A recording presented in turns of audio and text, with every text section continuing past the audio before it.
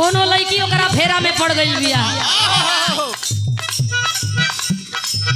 एक दिन फोन कैले बिया, दूसरका दिन फोन कैले बिया, तीसरका दिन लड़का कहता कि सुन रे पगली का चाहताड़ी, तनी हमार पढ़ाई पूरा हो जाए दे, हमके पढ़े दे, तब आगे बढ़े दे। जैसे हमारे प्रदीप कवि जी पढ़ला में बड़ा ध्यान लगावेलन, पढ़ाई के बाद कोनो औरी काम, पहले पढ़ाई। वो सही वो लइका रहल, लइकवा कहले रहल हो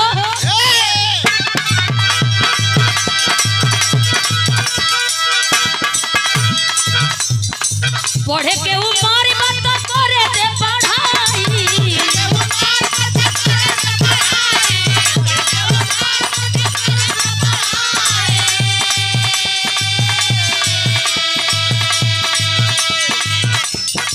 हमारा पकड़ जनी प्यार को चढ़ाई।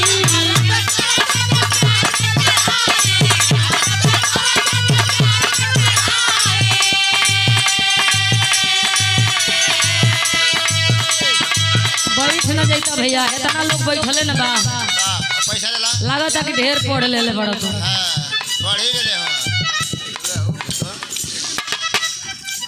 कहे उ लइकवा पढ़े के उमर मत करे दे पढ़ाई,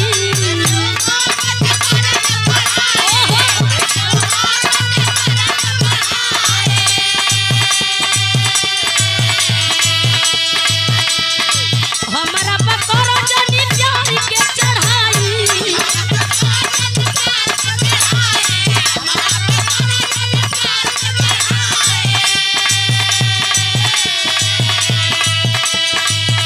अरे हमके बिगड़ दे बेकार, अब लड़की कहे हम हो कुंवारे बानी तू कुंवारे, हम हो कुंवारे बानी तू कुंवारे, चल करदा कबारे, हाय हाय रे हमर पियवा दुलारे।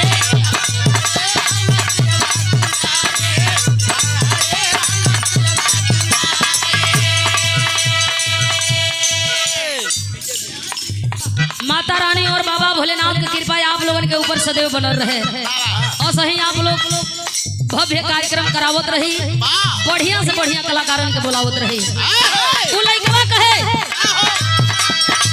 पढ़े के उमर मत करे दे पढ़ाई,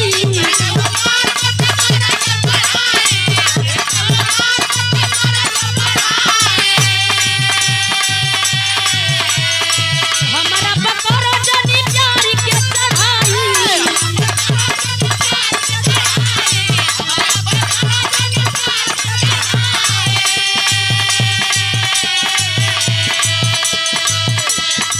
हमके बिगड़ बेटी कारे,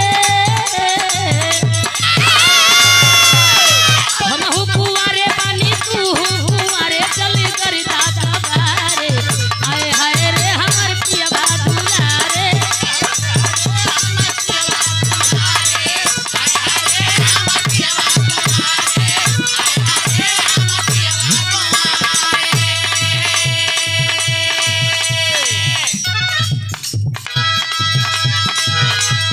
कहे उ लइका वो लइकी से खेल के उमरी बात कहता रुखाए के,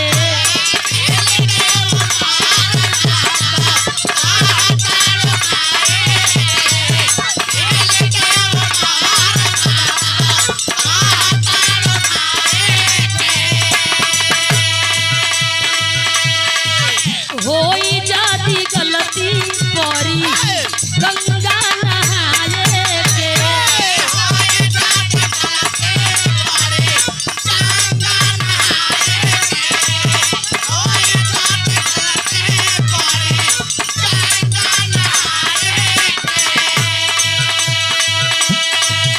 अरे जानो तारा नौ बाकी छ में भुला ल, कह दिया लइकिया छोड़े राजा वेज नॉन वेज खाली खाला